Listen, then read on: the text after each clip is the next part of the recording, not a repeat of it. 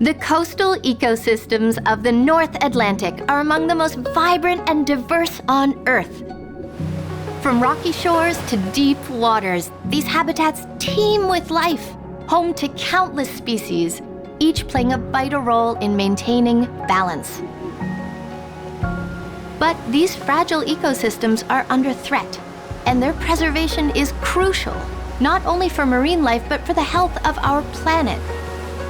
These shorelines are our most beloved places, but we might be surprised at the amazing world that lives just beyond the shore.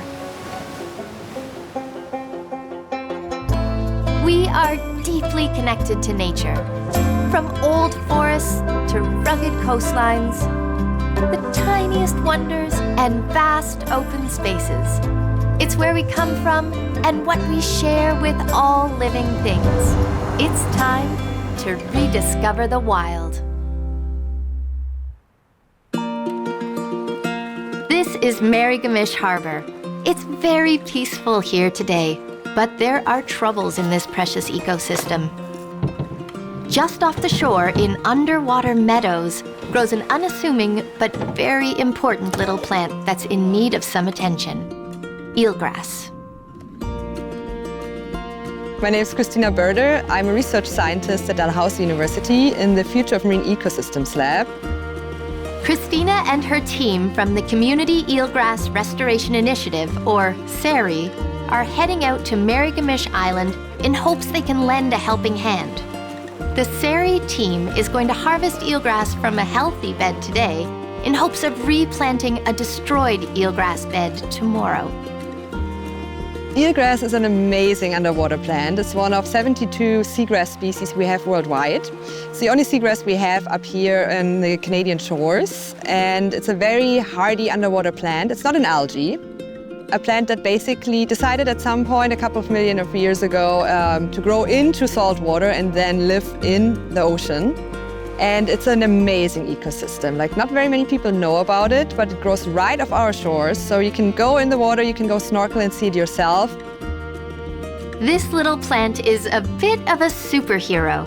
It protects against coastal erosion by helping to slow wave energy, while at the same time, it's a haven for biodiversity.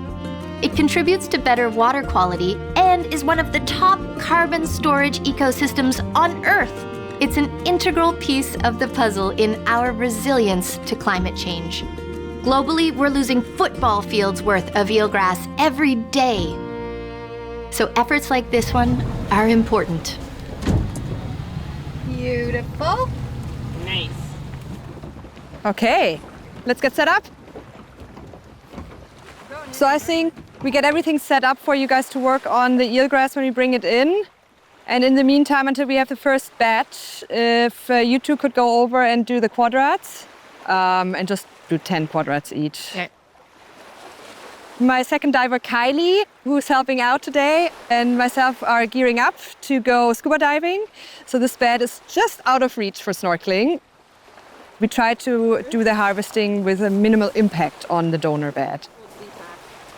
Christina and Kylie each have 2 air tanks for today's harvesting mission. If all goes well, it'll be plenty to get the job done.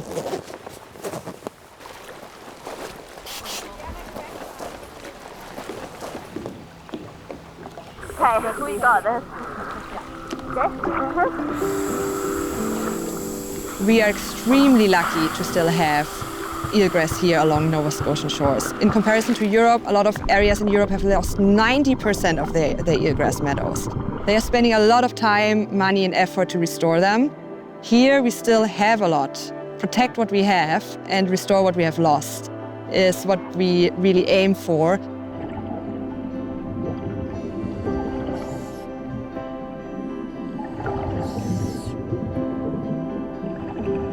The eelgrass bed that was here last year no longer appears to be, and the poor visibility today certainly isn't helping. After some searching, Christina and Kylie surfaced to reassess. Well, that sucks. Yeah. It's all gone. Like, there's very individual, like... Yeah, and they're all covered. They're not looking good. Yeah, it wasn't looking that good last year, but it was dense. Yeah. I would suggest we go down here and head that way. Okay.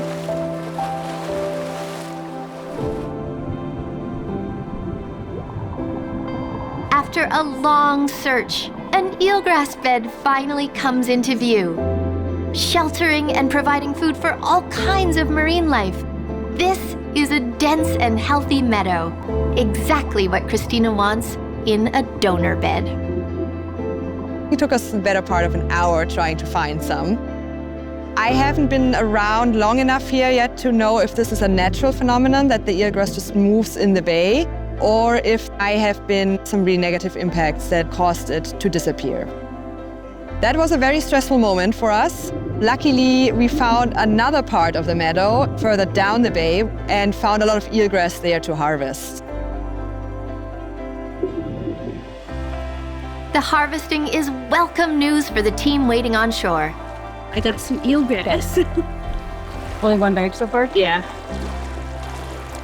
Teammate Taylor Seed leads the charge as the onshore processing of eelgrass shoots begins. All right, so we plunk ourselves down. Plunk, we get wet. And then it's easier if the eelgrass stays in the water so it doesn't get all dry and gross. We can start it in here. And if you want, we can have like a sifting bucket and a depositing bucket. And then as we go through, you're just looking for the root system. Like that would count as one. This is one. Yeah, so then count up one.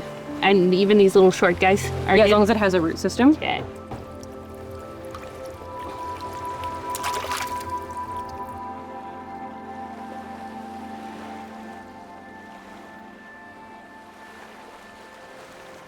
After a lot of looking and some harvesting, their first tanks are empty and it's time for a break.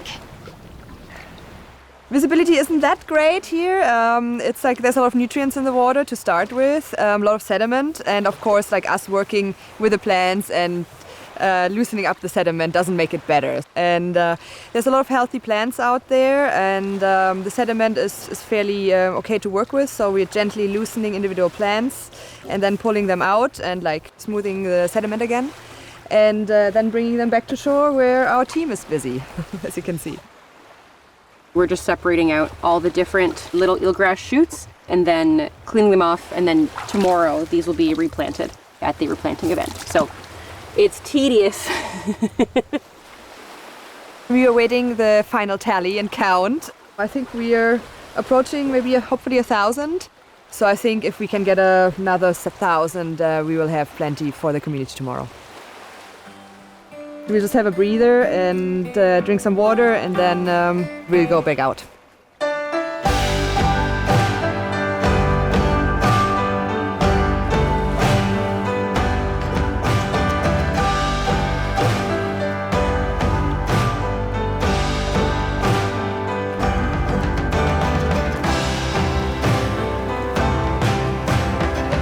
Hey, Christina! You almost done out there?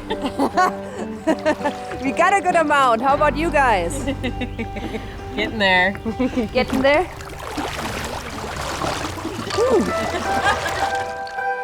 The team works away into the late afternoon, one tiny plant at a time. As the workday winds down, the eelgrass shoots are safely stored for the night. Tomorrow will be the culmination of many months of work on this restoration project. It's Eelgrass Replanting Day with the community of Pictou Landing First Nation, and everyone is looking forward to it.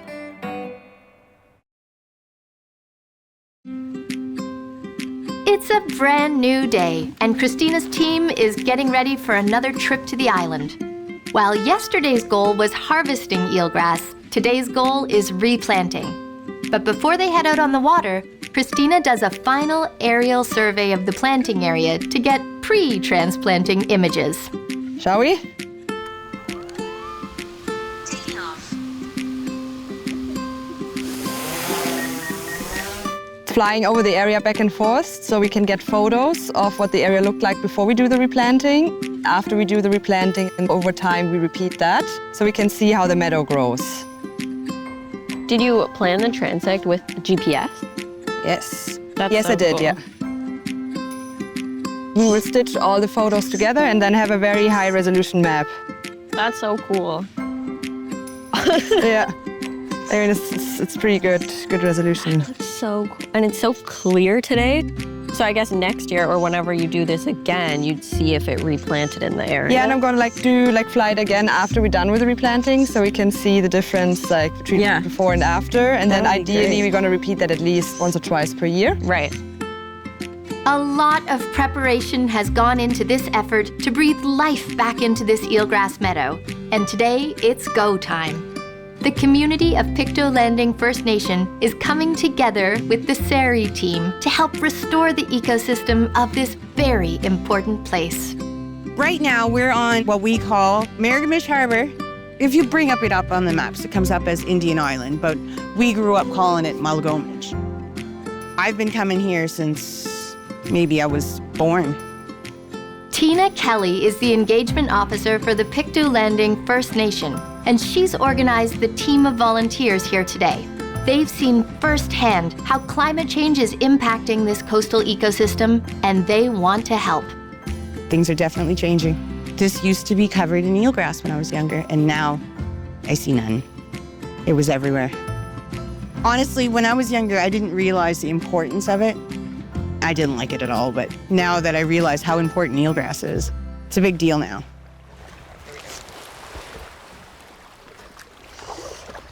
So we've arrived on the island at the replanting site. We are in the process of ferrying people over for the replanting. And in the meantime, I'm going to go out and prepare the area where we're going to replant. So just to give people a rough idea where they are working, we're going to hammer in some stakes. Let's get staking.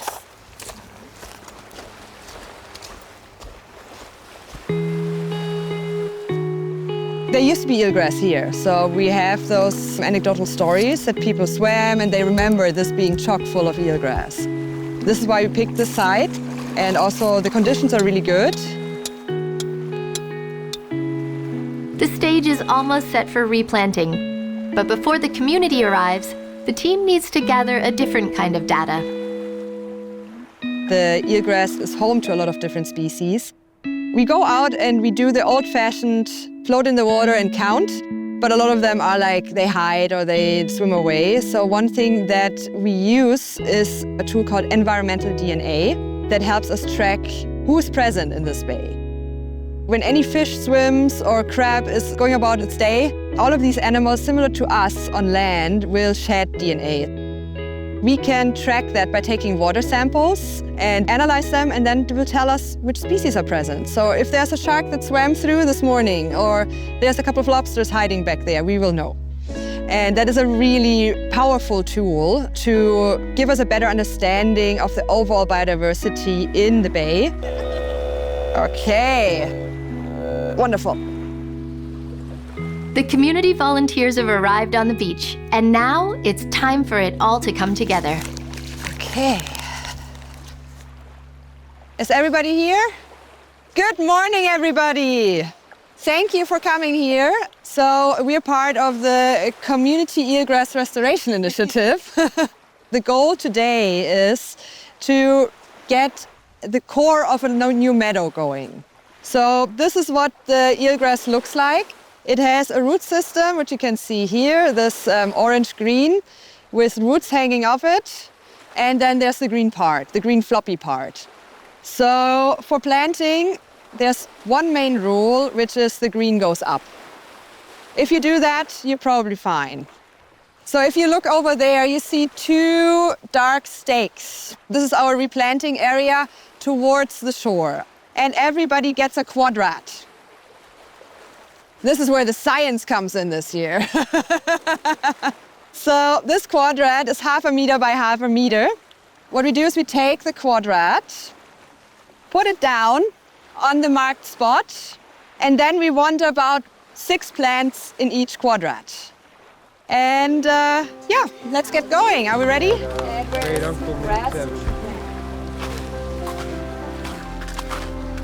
My name's Kelly Ferrier. I am the Confederacy of Mainland Mi'kmaq's project lead on the Community Eelgrass Restoration Initiative.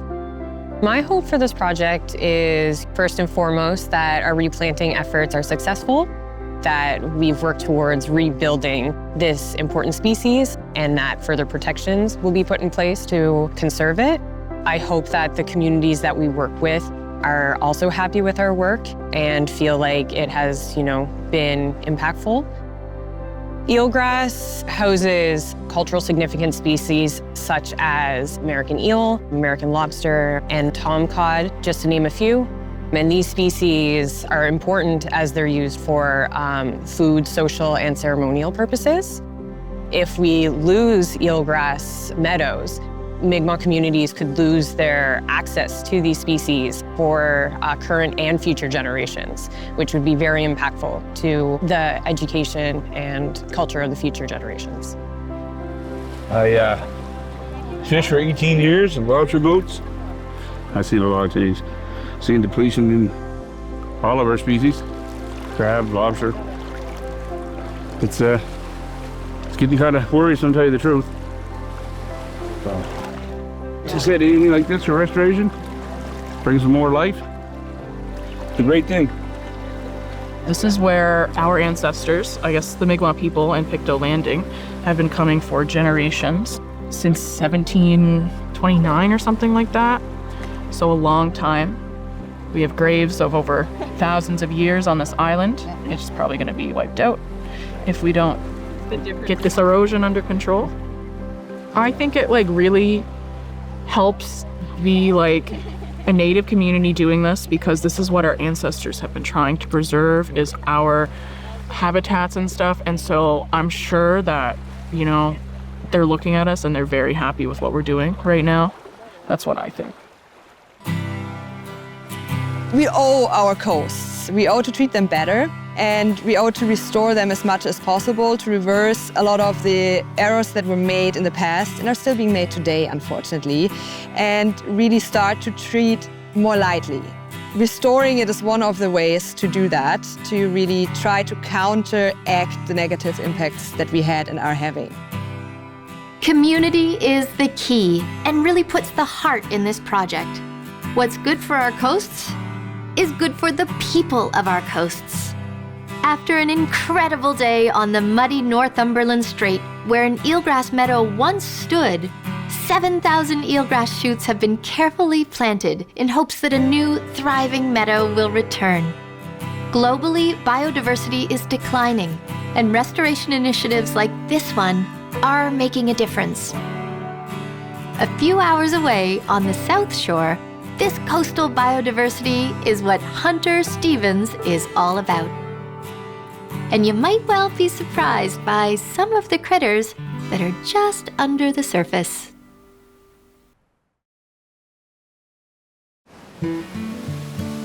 This is a great spot to go seal spotting.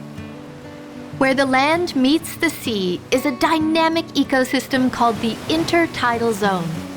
These areas are essential nurseries for what eventually populates the ocean, and Nova Scotia is surrounded by them. I wonder if there's a good spot to just stand and have a looky. Oh, wow. This might be a good one. Oh, and that's the seal right there. I know, we've got actually a really nice little setup here. You've got the seals, and then you got that boat out in the distance.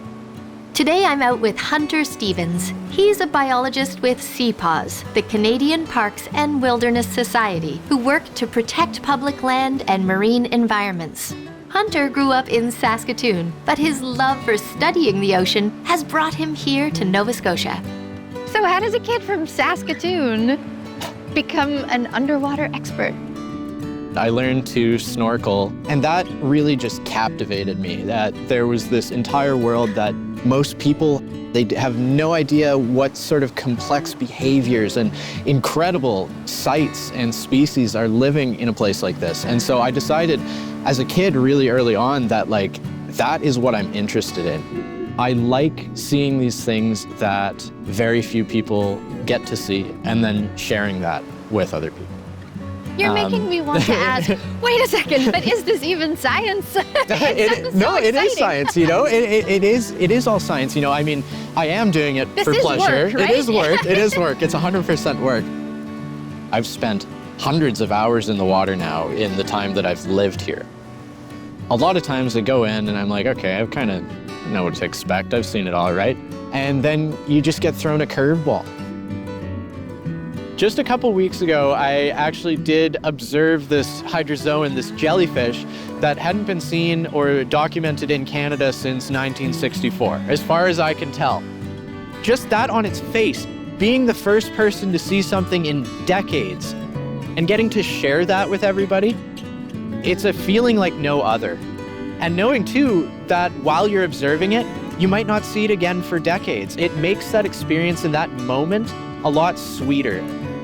Hunter spends hundreds of hours a year freediving for both research and pleasure. His passion for weird and wonderful creatures has given him an incredible insight into this ecosystem.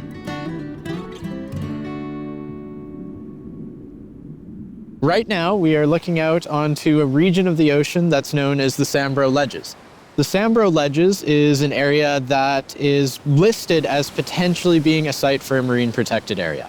At CPAWS, we want this to be established. We think that the Sambro Ledges is beautiful and biodiverse and extremely rich, and a representative ecosystem of the South Shore in Nova Scotia.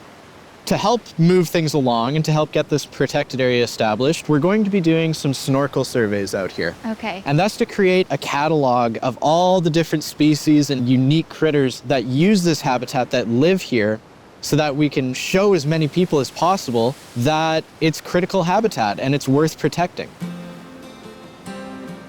All of this data, this is what's going to help us figure out how to best protect these beautiful and productive sections of Canada's coastline, and how to best make that fit with the cultures and societies that live here in Canada, and do the right thing and the best thing for everybody that makes a living and has a relationship with the ocean. Marine Protected Areas, or MPAs, are designated zones where human activity is restricted to protect marine life. These no-take areas allow for ecosystems and fish stocks to recover, both in the protected zone and the surrounding waters. Hunter and the CPAWS snorkel surveys are a part of the effort to better understand what's at risk. And there's lots at risk. We are in a biodiversity crisis. Things are going extinct at rates that, are typical of mass extinction events in the geologic time period. That is a fact. That's happening right now. And so I want to be here and be able to share and witness these incredible things while they're still here, and make as many people as I can aware of them, so that I don't even need to tell you to protect it or that it needs to be protected. You come to your own conclusion when you see those sorts of things. You say, I do want this to stick around. What if I told you that right offshore out here, there are worms that live in the sand and the gravel that are almost a foot long, and they're iridescent metallic green, and they're covered on their sides with these beautiful, almost paddles or spade-like projections. It really flips your expectations on their head, and I think that's what I love about the ocean, is that it takes what you think you know and it challenges it. Like, are you sure you know everything? Are you sure you know what a worm looks like? Because even now, after the many years and the many hours that I spend in the water, I still find new things, and I still find things that challenge the assumptions that I've made over this time. You see those weird things and you almost take a little bit of gratitude or joy just out of the fact that you live on the same planet as these things, You do. that the world still has surprises for you. Yeah.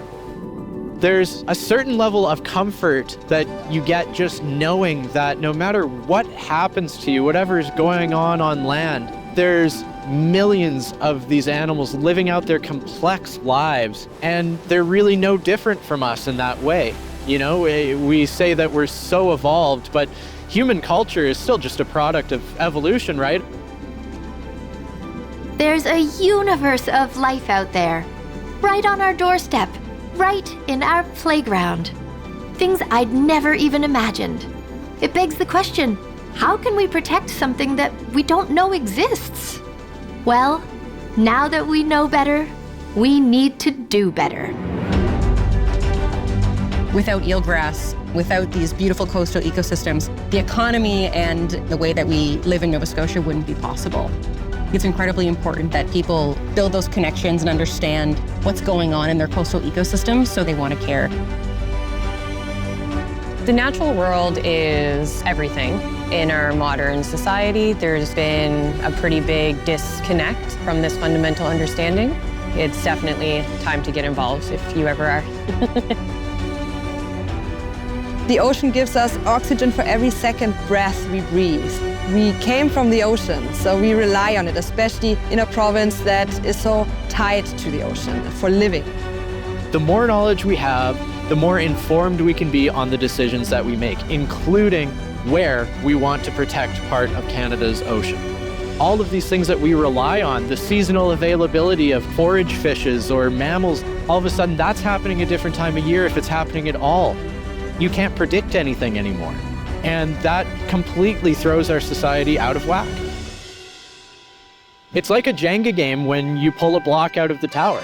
The more blocks that you remove, the more likelihood you're running of it collapsing on you.